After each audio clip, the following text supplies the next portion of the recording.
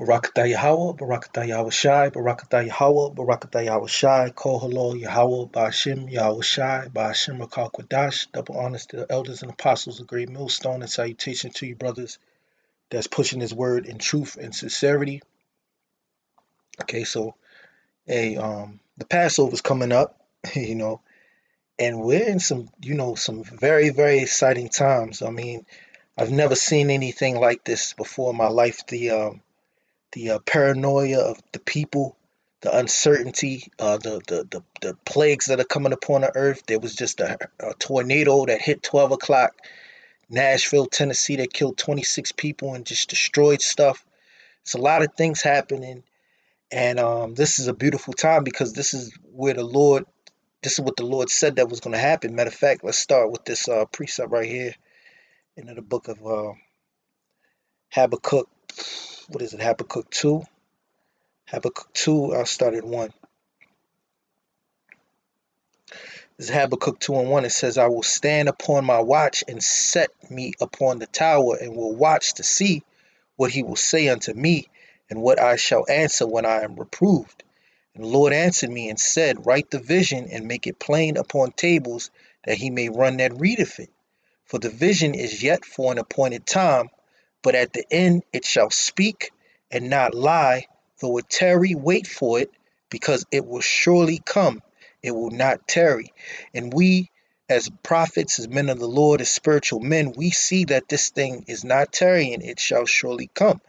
Okay, because the Lord said that he was going to bring plagues upon the world, the sword, famine, death, and destruction, and we're seeing that. And the Lord is uh, uh, collapsing this economy. Okay, he's collapsing this economy. As a matter of fact, there's another precept that I would like to bring out. It's in the book of it's an apocrypha.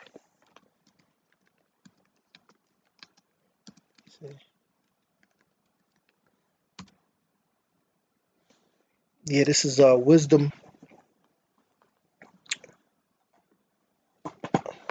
This is wisdom of Solomon 12 and 2. It says, therefore chasten thou them by little and little that offend, and warnest them by putting them in remembrance wherein they have offended, that leaving their wickedness they may believe on thee, O Lord.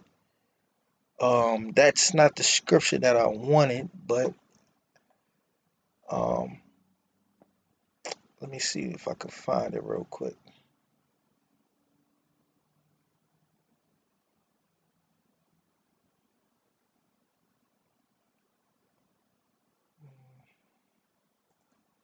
Um, let's see, chastening.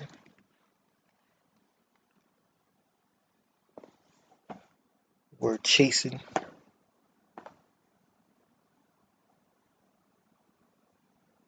Yeah, here it goes right here, 12 and 22 right here.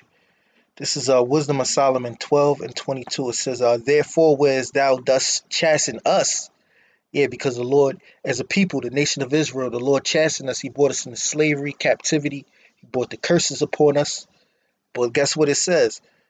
It says, therefore, whereas thou dost chasten us, thou scourgest our enemies 1,000 times more.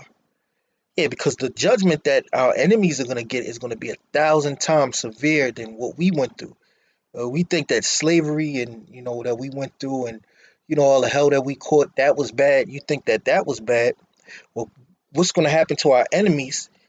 Thou scourgest our enemies 1,000 times more, to the intent that when we judge, we should carefully think of thy goodness, and when we ourselves are judged, we should look for mercy.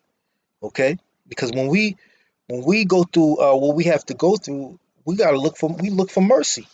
Okay, but see, our enemies, these other nations, they don't get the mercy that the Heavenly Father gives the children of Israel. Okay, but this is a beautiful time. The Lord's word is going out, and it's not void, man. The Lord is a man that he cannot lie. Okay, Yahweh Bashim Shah, that is his name. Yahweh, the Most High, he is, and Yahweh Shah, he is the deliverer. Okay, and who are they for?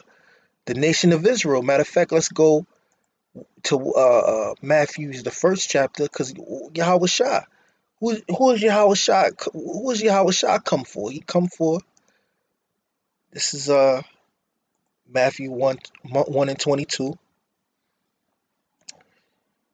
Started probably 21, but it says, and she shall bring forth a son, and thou shalt call his name. It says right here Jesus, but we know his name is Yahweh Shai. In the Hebrew, it means he's the deliverer. Okay, for he shall save his people from their sins. So Yahweh Shai is coming to save his people from their sins, in particular on this go around, the elect of the nation of Israel, and that's what we're looking for. All right, there's another scripture, because I'm just bringing out these scriptures before I get into this article, because these are scriptures that just coming to mind. Look, the Lord said, He said right here, He said, this is Isaiah 62 and 6. He said, I have set watchmen upon thy walls, O Jerusalem, which shall never hold their peace day nor night. Ye that make mention of the Lord, keep not silent. See, the Lord have set up his watchmen, his prophets. We're doing these videos, we're going out to the highways and hedges, and we're watching over the nation of Israel and telling them what's about to come. Amen. The sinners in Zion are afraid, okay? Because, it's going to get worse than coronavirus, okay? And like the Spanish flu in 1918, it came in waves, man. So first, it could be the first wave, and then there could be another wave in the summer, and a lot of things can happen. And with this coronavirus and the uncertainty of the coronavirus, which brings me to this video, you're going to possibly see, and more than likely, you're going to see a global financial collapse. And this is what the elites want. That's why the elites used, the military and multiple means to have these countries set up a central bank. And we will go into a central bank in this video too. But this is an article written, published March 4th, 2020, the year of prophecy. It said, did COVID-19 just pop all the global financial bubbles? You have Edomites that are watchers, okay? They're financial forecasters, and they have said that this could be the Black Swan event, okay? Which, this is a Black Swan event, is an event that comes out of nowhere that causes chaos, okay? And this event with this COVID-19, which is the coronavirus, and the uncertainty and the fear that it brings is shaking up global markets and causing supply chain disruptions. Okay, a lot of your your imports that come from China. Okay, like mask. Okay, cheap. Mask medicine. Look, they got to go to the Chinese people. The Moabites need it. So how you Babylonians gonna fare? Okay, when resources start to dry up. All right, and you Babylonians, you so-called Americans, we call you the Babylonians. You're a proud people, man. You're a proud people, man. You look down upon the so-called Negro, Latino, and Native Americans, especially you Edomites. All right, you other nations, and guess what? The Lord is going to scourge you 1,000 times more than He did to us. All right. So this the source of this article is Charles Hugh Smith. Okay, it says once confidence and certainty are lost, the willingness to expand debt and leverage collapses. Yeah, because when people lose confidence, they hoard their money. They don't want to lose their money, because if you loan your money, there's a expectation, especially in a time of crisis, that you're not going to get it back. Okay, and that's the time that we're coming into now. This is going to affect all markets, all sectors of the economy, from the banking system to the real estate system, to the real estate market, to stocks and bonds, to your retail sector, okay, to entertainment. Okay, everything is going to be affected, and guess what? People are going to lose their jobs. Okay, and guess what? It's going to be total chaos. All right, and this is what the elites want. That's why they control the financial system through a central bank. And also, another thing is what they did was they financialized everything from the you buying a car to you buying a house. Okay, everything is connected to Wall Street. Okay, so everything's interconnected and everything is going to decline. All right, and this coronavirus could be the catalyst to do it, according to Charles Hugh Smith. It says even though the first order effects of the COVID-19 pandemic are still impossible to predict, it's already possible to ask, did the pandemic pop all the global financial bubbles? Yeah, because Esau has a fraud-based system. That's why they call them financial bubbles. And bubbles pop. They grow, they grow, they grow, they pop. And Esau sucks the wealth, okay, out of people that are participating into these financial bubbles. And when it pops, the elites, they benefit. Okay, please believe me. Last week, $3 trillion, I believe, it's estimated $3 trillion was lost in the stock market. The money just doesn't disappear; it transfers to other people. Okay, it transfers to other owners. All right, and who's getting rich behind this? Okay, you best believe it's a Amalekite somewhere that gets getting a big paycheck. Okay, it says the reason we can ask this question is the entire bull mania of the 21st century has been based on permanently high rate of expansion of leverage and debt. Yeah, because people use debt, all right, to profit. So for instance, I want to invest and I know this is a good investment. I don't have the money to invest in it. I'll borrow some money to invest. I'll borrow somebody else's money to invest. Okay, I'll pay the money till the return comes in, and then I'll pay the money back and I'll keep the profit. Okay? And that's how the system works. Okay? It says the lesson of 2008 and 2009 global financial meltdown was clear. Any decline in the rate of debt leverage expansion is enough to threaten financial bubbles, and any absolute decline in debt and leverage will unleash a cascade that collapses all the speculative bubbles in stocks, real estate, collectibles, etc. Okay, now in the real estate game, you're starting to see high prices of real estate, okay, in certain areas where I want to say 20 years ago, the same house would be maybe 100,000. Now it's worth 250,000. Okay, it's not really worth that much. It's just the fact that the appraisals, okay, and the market value, okay, is dictated, and people think, oh, my house is worth 250,000. Oh, I bought it for 80,000.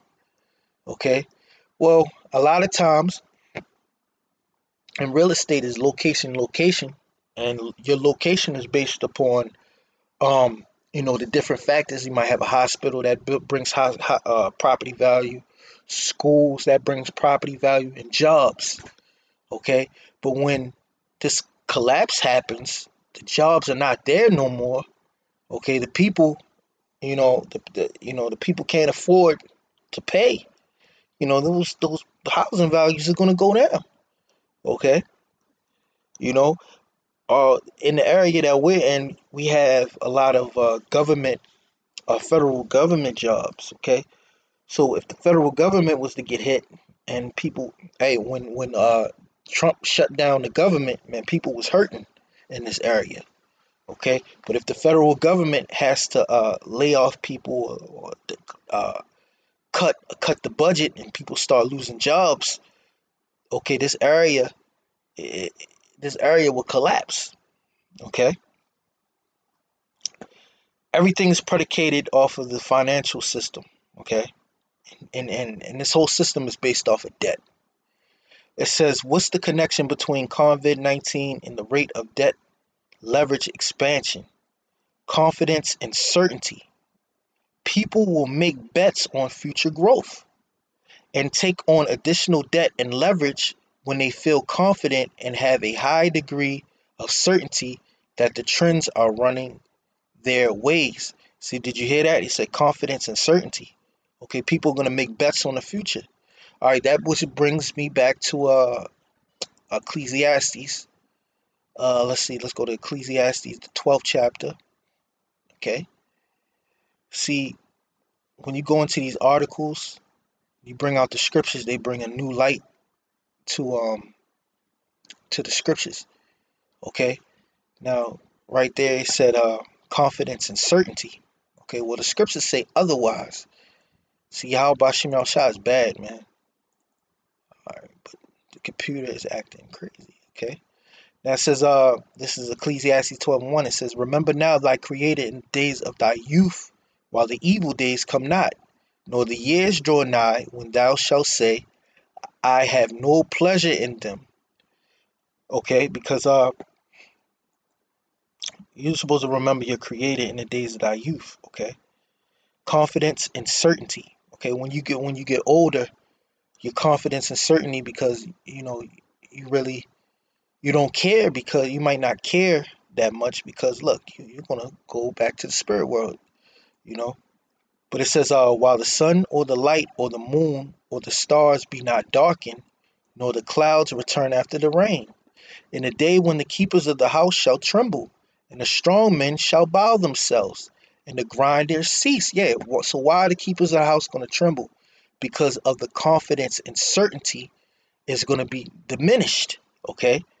Especially when these markets fall, especially when there's global economic chaos, and the politicians don't know what to do. They don't know what to tell the people, okay? See, people make bets on future growth, all right? And take on additional debt and leverage when they feel confident and have high degree of certainty that trends are running their way. Over the past 20 years, the certainty that central banks would support markets has been high. Yeah, because investors who are looking to the central banks like the Federal Reserve and these various central banks throughout the world to take up the slack when the economy collapses. But it's going to come to pass that these central banks are not going to have an answer for what's coming on the face of the earth, especially with these events like coronavirus or these wars, okay, or these different plagues that the Lord is sending upon the world. Okay, it says as central banks step in at every wobble. Today, 50 basis point cut by the Fed sustained that certainty. When what's now broken is the certainty that central bank interventions will lift risk assets in real world economy. Given the uncertainties of the eventual consequences of the pandemic globally, confidence in future trends has been either dented or destroyed depending on your perspective and timeline. Certainty that central bank intervention will push markets and real world economies higher has also been dented. What happened if the markets tanked after every 50 basis points cut by the Feds? We would be in such a precariously brittle state if the global economy hadn't been ruthlessly financialized to the point that market dependence on central bank intervention is now essentially 100%. So the global economy is based off the central bank. See, the elites, they got power through the central banks. Now we're going to go into central banks. It says the function of a central bank may include implementing monetary policy, setting the official interest rate used to manage both inflation and the country's exchange rate, and ensuring that this rate takes effect via a variety of policy mechanisms controlling the nation's entire money supply. Now, for you Jakes that really believe that you can pull your money together, build businesses and all of that, you're completely like a lot of Jakes say we got to get educated. Well, a lot of times you're not educated on financial policy and how it works and what the function of a central bank works. You have no say in how central banks control their monetary policy. Okay, their policy mechanisms that they're creating and controlling the nation's money supply. Okay, so you might as well just hang it up and just put your money into the Lord, into Yahweh Bashem Shah. Okay, because this is what Esau created. He created a central banking system in which you have no part of, and you don't even talk about it. And then you had Barack Obama in office, and what demands did you put on Barack Obama as far as the financial policy? Okay, nobody said anything. None of your pundits said anything, or even this upcoming election. None of you talk about what type of central banking policy are going to be in place. Okay, a lot of you don't even know about the Federal Reserve. You just know that the money is accepted. I'm gonna get it and I'm gonna spend it. Okay, you don't know anything about that. All right, Wikipedia, a central bank reserve bank or monetary authority, is an institution that manages the currency, and this institution is controlled by Edomites, so-called white people. Okay, it says the currency, money supply, and interest rates of a state or formal monetary union, and oversees their commercial banking system. So the central bank has control over the commercial banking system. Okay, it says in contrast to a commercial bank, a central bank poses a monopoly on increasing the monetary base in the state, and also generally controls the printing of national currency. So the central bank even controls the printing of the currency. So in America, you have the Federal Reserves, and then you have the different banks that the Federal Reserve has set up throughout the states to supply the different commercial banks. Okay, and they have a monopoly over the control over the Federal Reserve note. Okay, it says let's see, it says on increasing the monetary base in the state and also generally controlling the printing of the national currency, which serves as the state's legal tender. A central bank also acts as a lender of last resort to the banking sector during times of financial crisis. Okay, so uh, the central bank, the Federal Reserve, the money is not backed by gold or silver. All right, so basically it's fiat. Okay, it's a belief system, and in a time of financial crisis, they're already talking about the money, the coronavirus, and the spread of the coronavirus on money. Okay, and the Federal Reserve has always been talking about how much it costs to print the money and distribute the money to the different commercial banks.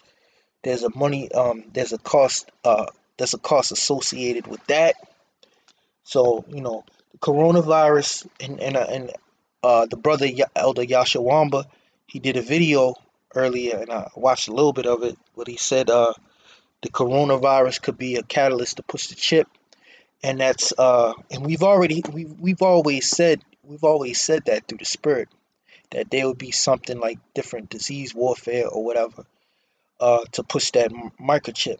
Okay, and now we're looking at a time where the Federal Reserve Bank and these different central banks, okay, of the world, okay, are basically going to be in some type of quandary, or some type of let's see, that word quandary mean, but some type of event that they're going to have to react to. Okay, quandary, a state of perplexity or uncertainty over what to do in a difficult situation. Yeah, these central banks are going to be in some type of quandary because these different bubbles are going to break. And the Central Reserve, the central banks, or the Federal Reserve in particular in America, will not be able to solve that problem, these different problems with these global financial bubbles by printing money. Okay, because they just don't have it. And then the people that have the money, they are going to try to hoard the money because they don't see any certainty. Okay, and the scriptures say that. So Lord's will, this video was edifying. I did it based off of this article right here. Did COVID-19 just pop all the global financial bubbles? Stay tuned, watch as well as pray, like the scriptures say. and we're going to see. We're going to see through the spirit and power of Yahweh Bashim Yahushua. The Passover's coming up, and things is happening, and this is a beautiful time. The Lord have declared these things, and they're coming to pass. So we give all praises. I give all praises to Yahweh, Ba'ashem, Yahweh Shai, Ba'ashem Kodash. Double honors to the apostles and elders of Great Millstone. Salutation to you brothers that's teaching this word in truth and sincerity. Until the next episode, Shalom.